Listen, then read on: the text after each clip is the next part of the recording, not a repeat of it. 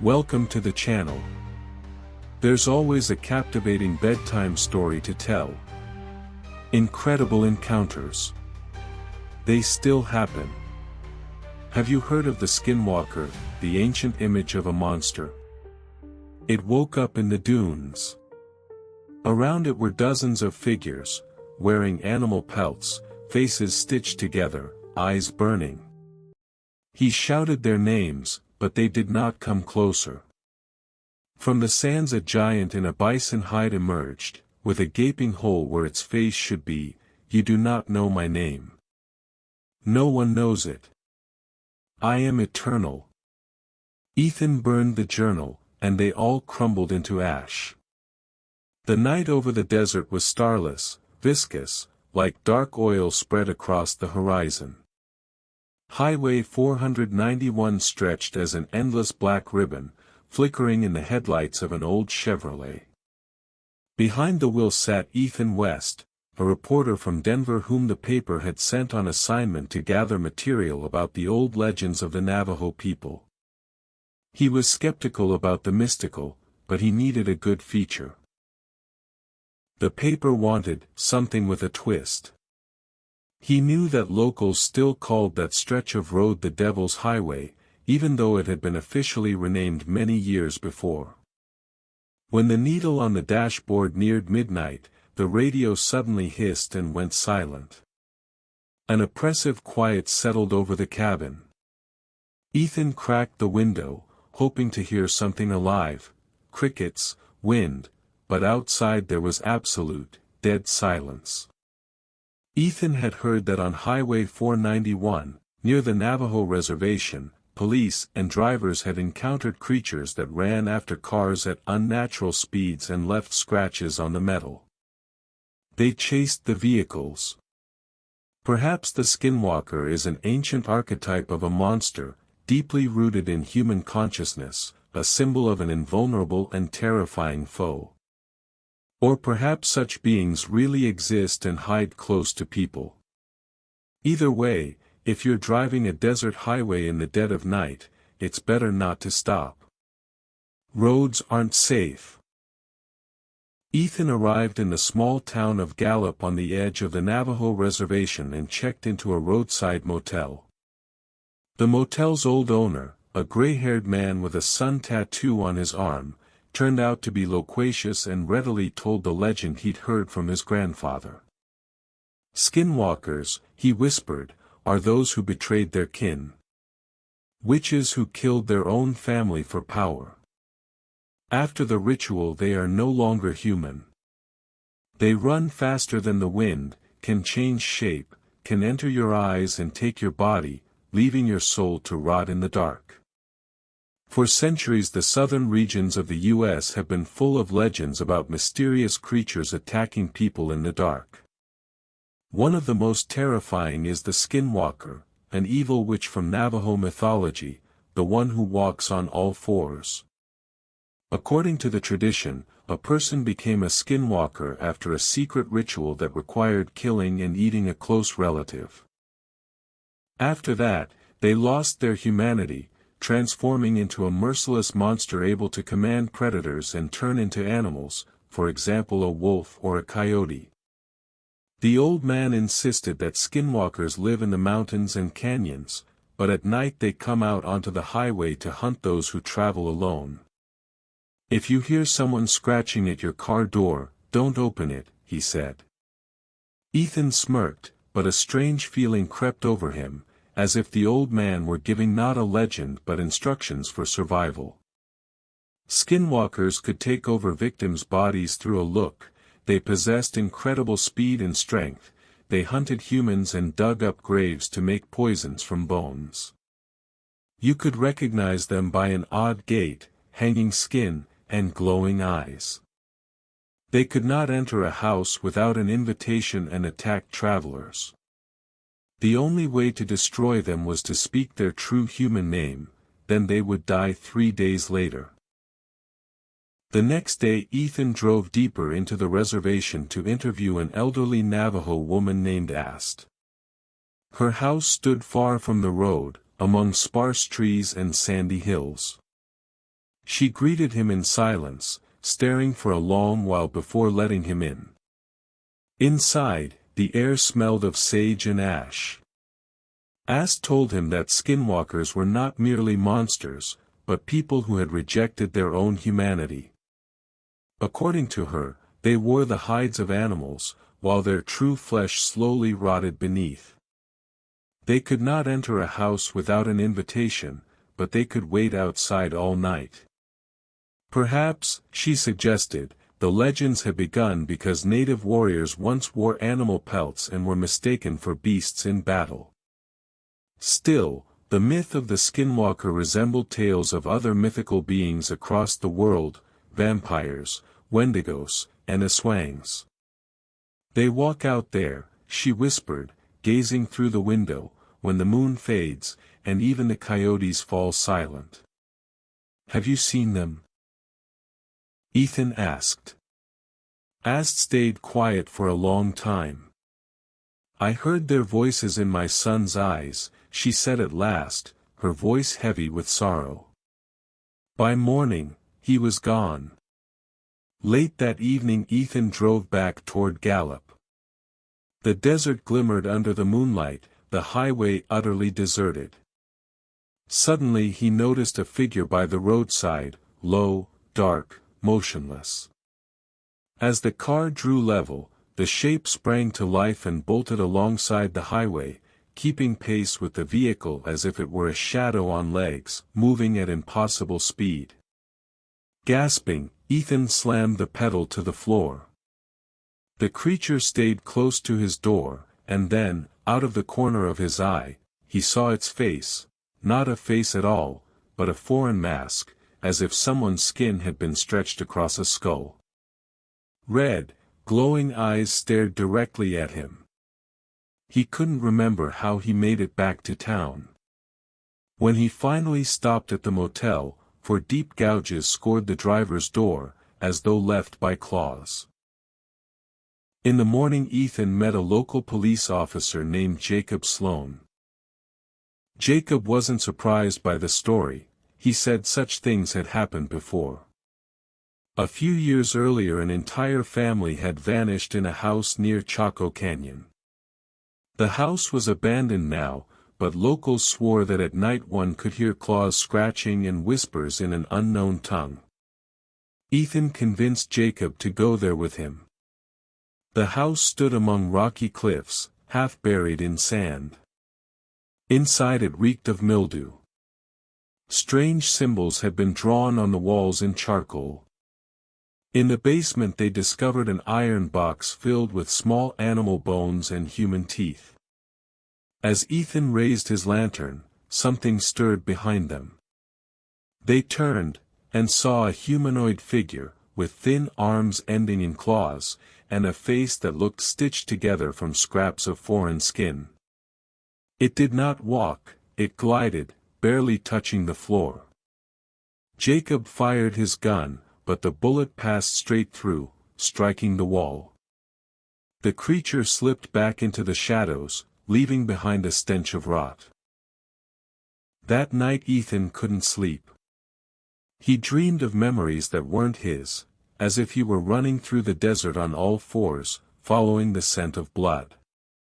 He woke drenched in cold sweat, and there was sand on his palms. Ethan went back to Ast. "It's marked you," she said, not surprised at his condition. "You looked into its eyes. Now it knows your name. How do I stop it? Speak its true name.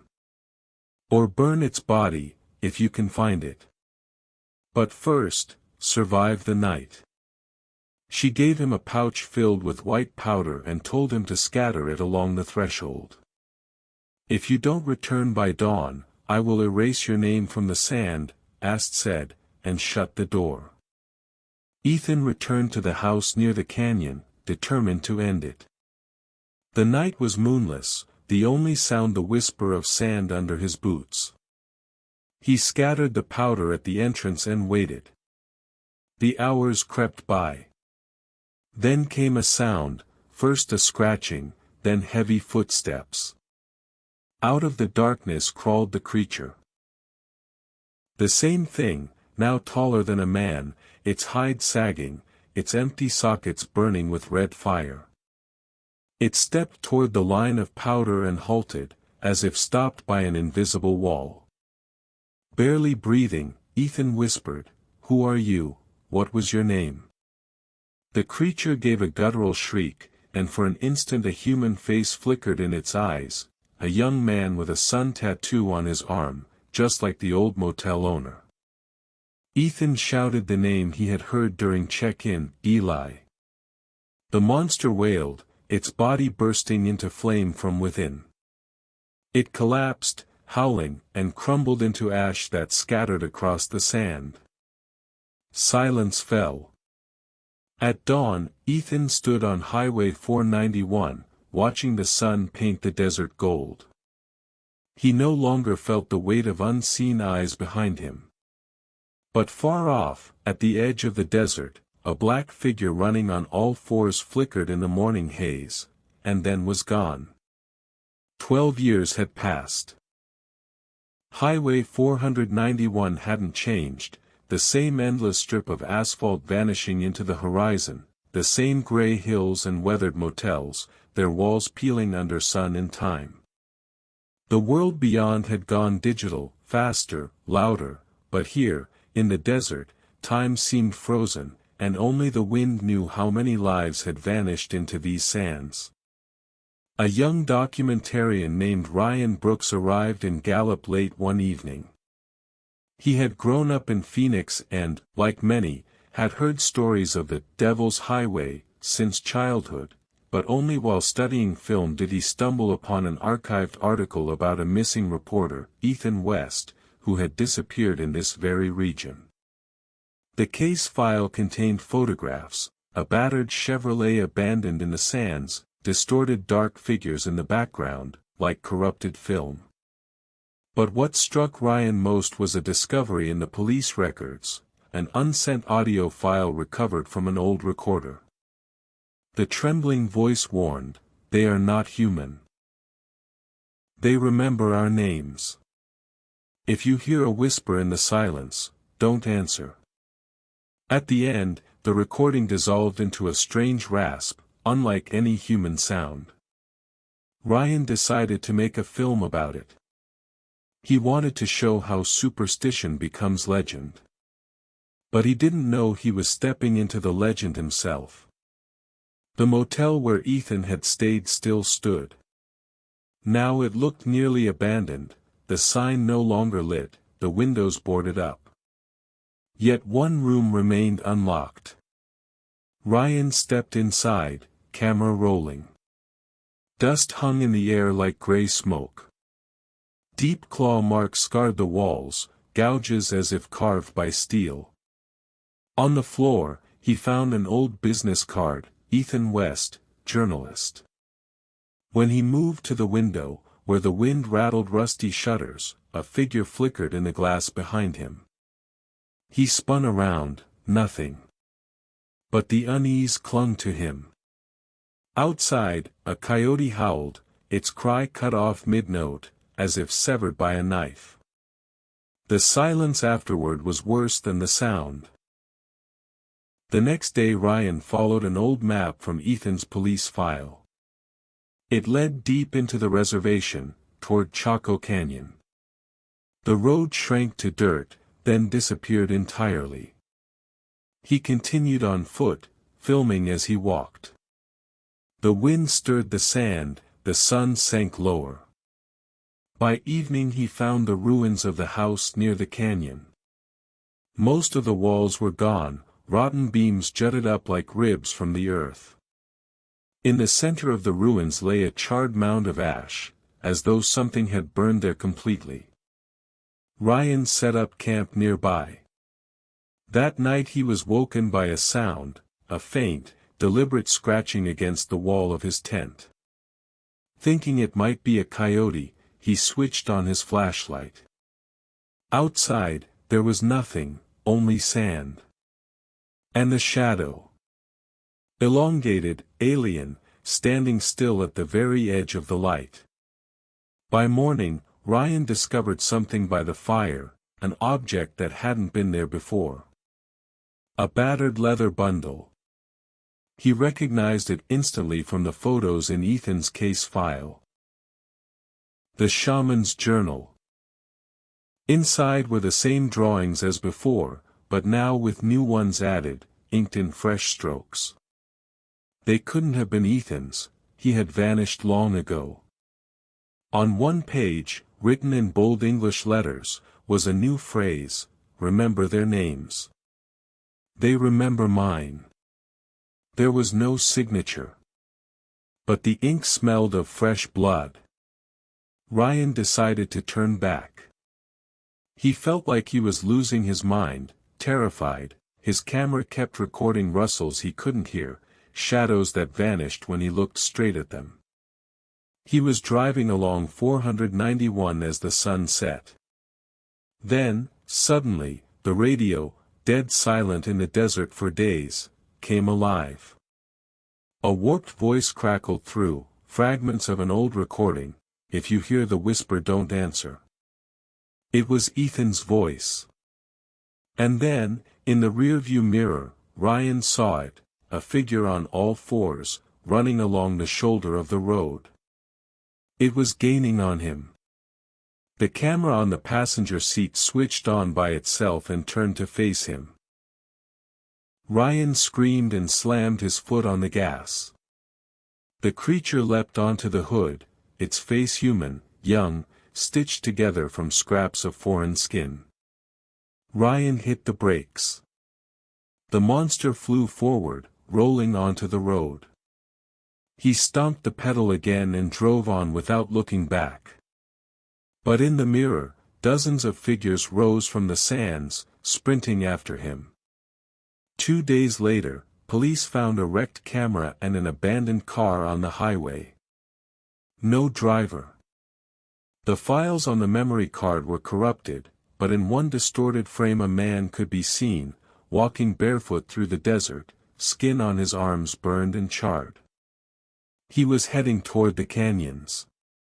His face was partly hidden in shadow, but recognition software confirmed the impossible, it was Ethan West. He hadn't aged a single day. They say that if you drive Highway 491 after midnight, the radio sometimes picks up a broadcast no one ever recorded, a man's voice describing how he saw nameless creatures. And in the reflection of the car window, for just a second, another figure appears, a man with hollow eyes and ash on his hands. Locals never stop on that road at night. And if, in the silence, someone calls you by your name, don't answer. The Skinwalker may be just an ancient image of a monster, rooted deep in human consciousness, a symbol of an invulnerable, terrifying enemy. Or perhaps such beings truly exist, still hiding among us.